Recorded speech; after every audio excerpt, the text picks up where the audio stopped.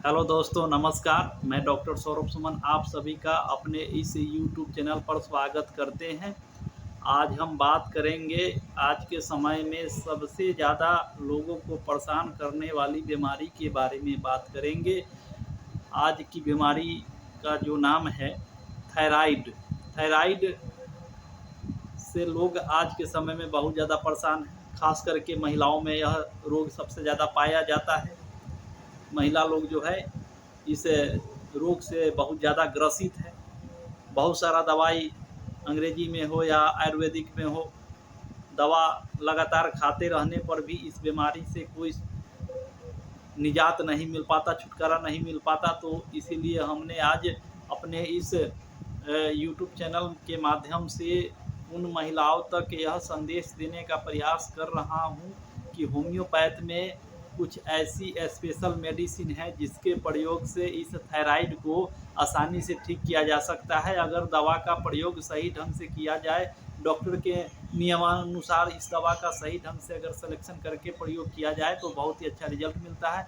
Homeopath में बहुत effective medicine है जिसके प्रयोग से थायराइड ग्लैंड का इलाज आसानी से किया जा सकता है। तो वीडियो में आगे बढ़ने से पहले आप सभी से आग्रह है कि मेरे इस चैनल को लाइक करें, शेयर करें, सब्सक्राइब करें ताकि लोगों तक बीमारी संबंधित विशेष दवा के बारे में विशेष जानकारी दे सकूं।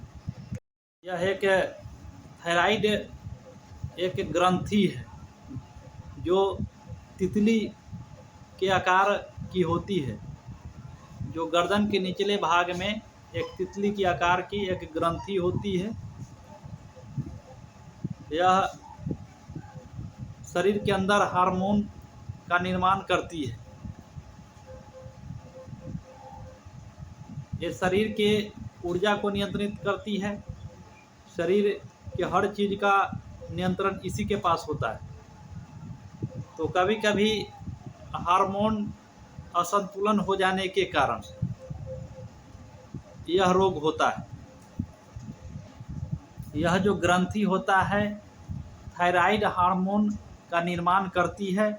इस थायराइड हार्मोन का निर्माण करती है जिसका काम शरीर में ऊर्जा को नियंत्रित करना, शरीर वृद्धि को नियंत्रित करना, शरीर के हर चीज़ का नियंत्रित करना इसी के हाथ में होता है।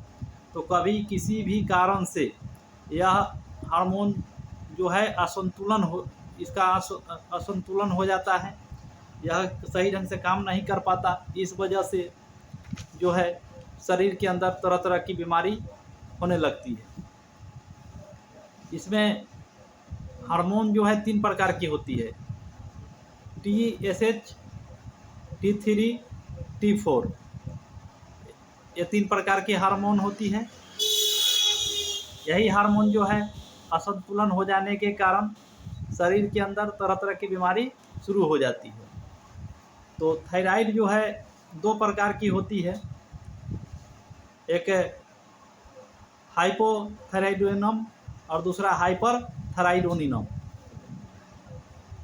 तो यही हाइपर थायराइडोनिज्म और हाइपर थायराइडोनिज्म जो है हार्मोन डिस्टर्ब के कारण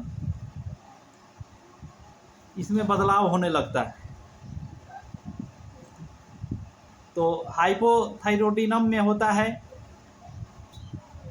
जो इसमें जो हार्मोन जो होता है वह कमने लगता है। T3, T4 में कमी आने लगता है। और हाइपर थायराइडोनिज्म में जो होता है इसमें हार्मोन बढ़ने लगता है। T3, T4 में बढ़ोतरी होने लगता है, बढ़ने लगता है, असंतुलन हो जाता है। तो इस वजह से जो है शरीर में मोटापा बढ़ने लगता है, भूख बढ़ने लगता है, कमजोरी होने लगता है, मंसल में दर्द होने लगता है, औरतों में मेंस में गड़बड़ी होने लगती है। तो यही थायराइड है। तो इसके लक्षण का हम बात करते हैं। लक्षण में जो होता है, जैसे थायराइड में चेंजिंग होता है, जैसे हार्मोन चेंज होता है उसके बाद जो है शरीर का वजन बढ़ने लगता है, भूख बढ़ने लगता है। भूख बढ़ने के कारण ज़्यादा खाना लोग खाने लगते हैं। ज़्यादा खाना खाने के बाद भी शरीर में कमजोरी बना रहता है। शरीर उस ढंग से काम नहीं करता है जिस ढंग से करना चाहिए। कमजोरी, सुस्ती, अनिद्रा माथे में चक्कर, मंसल में दर्द, औरतों में मेंस में गड़बड़ी, मेंस सही टाइम पर नहीं होता है, ब्लडिंग कभी ज़्यादा तो कभी कम तो कभी दर्द, ये सब चीज़ इसमें दिक्कत होने लगता है। तो थायराइड का यह लक्षण हो गया, थायराइड का यह स्पेशल लक्षण हो गया। इसके मुताबिक होम्योपैथिक में बहुत सारा दवा है। सबसे पहला दवा है थायरोडिनम 3x, बायोकेमिक में आता है।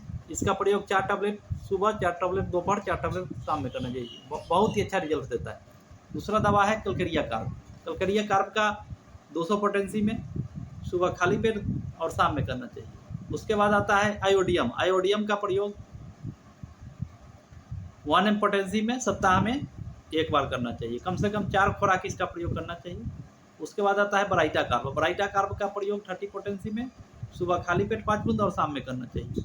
उसके बाद आता है एक ड्रॉप जो R51 करके एक ड्रॉप आता है, जो जर्मन कंपनी का है, जिसका प्रयोग 15 बूंद सुबह खाली पेट, आधे कप पानी में, फिर दोपहर में, फिर शाम में। ये 3-4 दवा जो है कम से कम 2 महीनों तक इसका प्रयोग करना चाहिए, बहुत ही अच्छा रिजल्ट देता है।